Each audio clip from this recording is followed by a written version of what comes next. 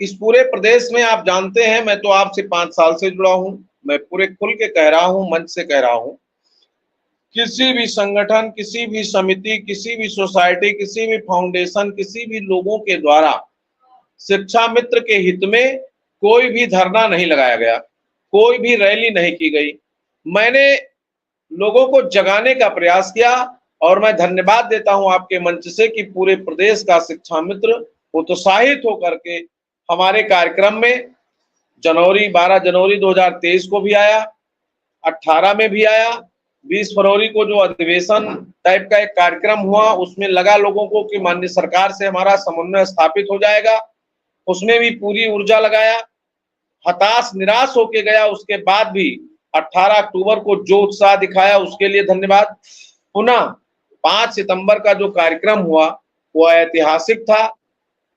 Eco garden ये बता रहा था शिक्षा मित्र पूरी ताकत के साथ अभी अपनी पूरी एनर्जी के साथ लड़ सकता है और अपनी हक हुकूम के लिए लड़ रहा है। इसके लिए बहुत बहुत धन्यवाद।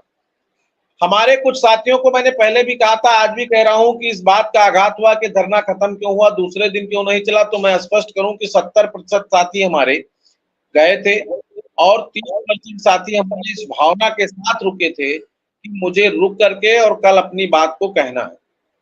लेकिन रात में मैं फिर कहूंगा, अभी मुश्किल से एक आधे घंटे पहले आदरणीय NKS चौहान साहब से वार्ता हुई है और 1 मिनट 10 सेकंड में उन्होंने ये बात अपनी स्पष्ट किया कि आप लोगों के प्रकरण में प्रगति है। माननीय मुख्यमंत्री जी ने भी कुछ निर्देश दिए हैं और वो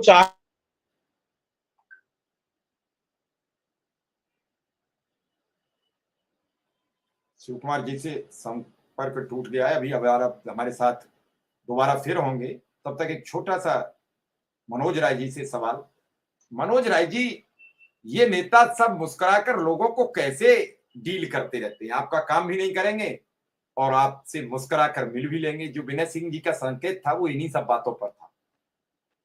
नेता राकेश जी, या तो आप। नमस्कार साथियों, स्वागत है आप सभी का आज की इस नई वीडियो में। दोबारा से आप सभी के मध्य में जुड़ चुके हैं शिक्षा मित्रों की हाल ही के अंदर की एक काफ़ी बड़ी सूचना के साथ में मैं बात करूं तो शिक्षा मित्रों को लेकर के हाल ही के अंदर का एक बयान है, माननीय मुख्यमंत्री जी का बयान है। उस बयान को आपके मध्य में स्पष्ट करूंगा, उसके माध्यम से क्या क्या प्रक्रियाएं शासन में अभी चल रही हैं, बयान क्या है, सारी बातें आगे स्पष्ट होंगी। सभी साथी वीडियो को पूरा देखें। चैनल को अभी तक आपने सब्सक्राइब नहीं किया है, आप इसे सब्सक्राइब भी कर लें।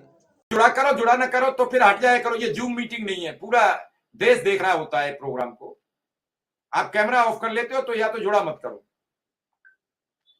मनोज राय जी, बड़ी समस्या सामने होती है और उसको मुस्कुराकर धैर्य से आपको बता दें,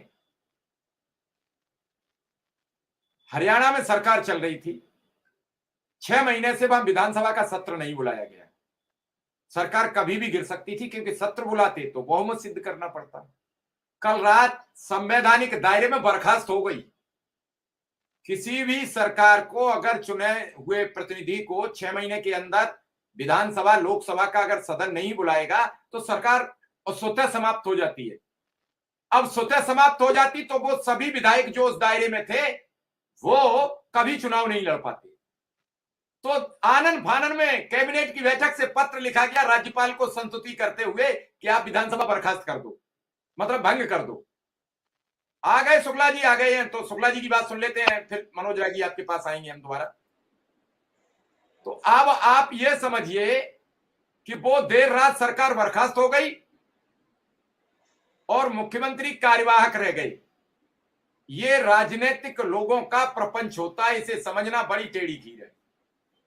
जी शुक्ला जी, बात पूरी करिए, संपर्क टूट गया था। निवेदन कर रहा था कि फिर शिक्षा मित्रों के बीच में जो बातें थी वो रख करके कार्यक्रम का संचालन किया गया। वो शिक्षा मित्र के हित में था, हित में है और ऊपर से भी हलचल है, नीचे से भी हलचल है।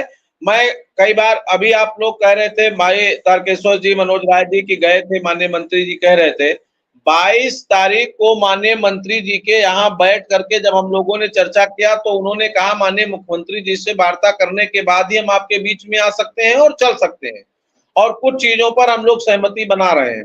यही बात अभी हमको प्रमुख सचिव ने कहा कि मंत्री से हमारी बात हो गई है, माननीय मुख्यमंत्री जी से निर्देश प्राप्त होना है